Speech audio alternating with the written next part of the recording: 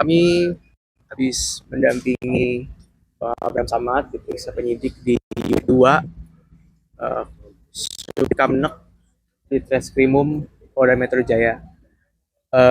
Ada sekitar 56 pertanyaan Bang ya, yang dilemparkan ke Bang Abraham Samad dengan memakan waktu kurang lebih hampir 10 jam. Dari jam 10 pagi sekarang sampai jam 8 malam. Karena mengetiknya yang lama.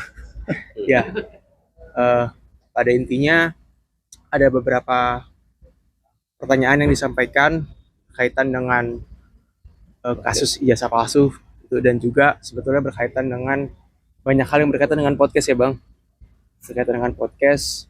Namun kami menyayangkan beberapa hal gitu.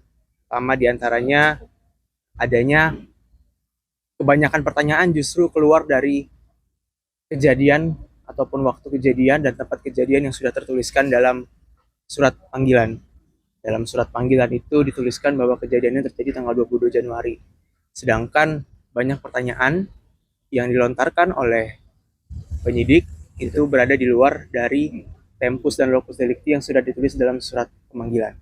Sehingga kami menduga ada nuansa kriminalisasi dan juga ada nuansa pengekangan kebebasan berekspresi dan berpendapat di internet yang dialami oleh Pak Abraham Samad. Mungkin teman-teman ada yang mau menambahkan? Oke. Ya, terima kasih. Pertama saya ucapkan dulu terima kasih yang sebesar-besarnya buat teman-teman media yang setia menunggu ya. Dari pagi sampai malam. Kemudian yang kedua, saya mengucapkan terima kasih buat seluruh rakyat Indonesia dari Sabang sampai Merauke yang tetap memberikan dukungan dan support yang penuh selama kita menjalani pemeriksaan di Polda ini.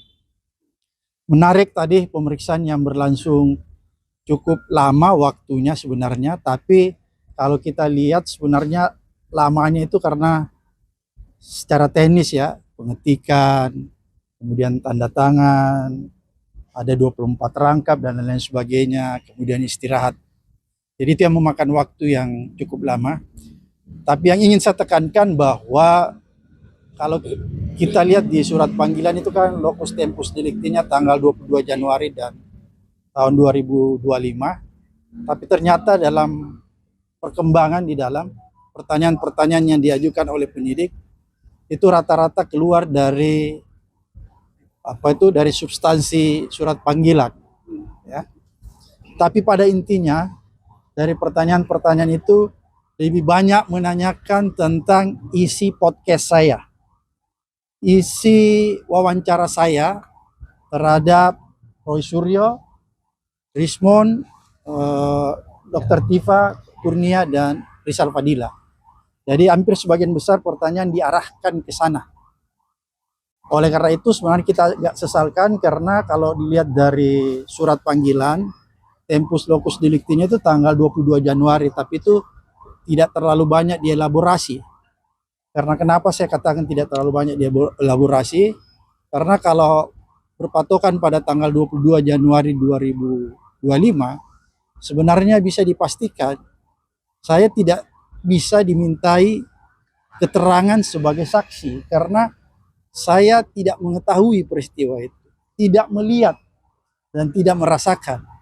Oleh karena itu tadi teman-teman lawyer menyatakan ketika kita kunci jawaban terakhir bahwa sebenarnya proses pengambilan BAP pada hari ini itu melanggar Kitab Undang-Undang Hukum Acara karena tidak sesuai dengan surat panggilan mengenai tempus dan locus delictinya.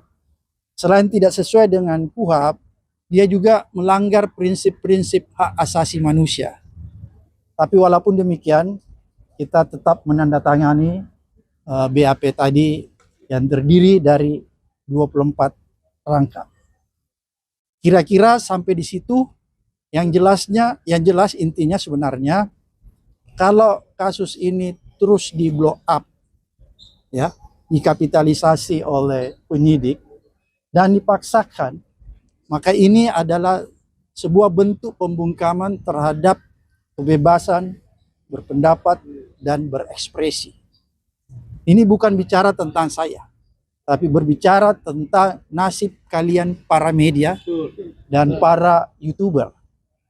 Karena kalau ini terus dibiarkan tanpa ada perlawanan, maka saya khawatir orang-orang tidak lagi berani memberitakan hal-hal yang sifatnya mengandung pelurusan sebuah perkara. Orang tidak berani lagi memberitakan hal-hal yang seharusnya diungkap kepada publik agar itu menjadi pelajaran berharga bagi kita semua. Oleh karena itu, ini menjadi pelajaran yang sangat berharga buat teman-teman seluruh insan pers. Jadi kita tidak berbicara tentang Abraham Samad, tapi kita berbicara tentang ada upaya untuk membungkam ya, kebebasan berpendapat, kebebasan berekspresi, dan sikap kritis dari masyarakat sipil, dan sekaligus mempersempit ruang demokrasi. Ini yang paling berbahaya. Karena kalau ini terjadi, maka saya khawatir negara kita mengalami kerusakan demokrasi yang begitu parah. Kira-kira sampai di situ dulu yang saya sampaikan. Oke, mungkin ada yang mau tambahkan dari teman-teman?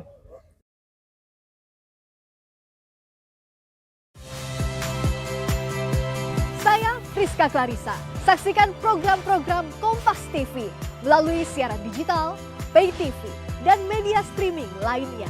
Kompas TV, independen, terpercaya.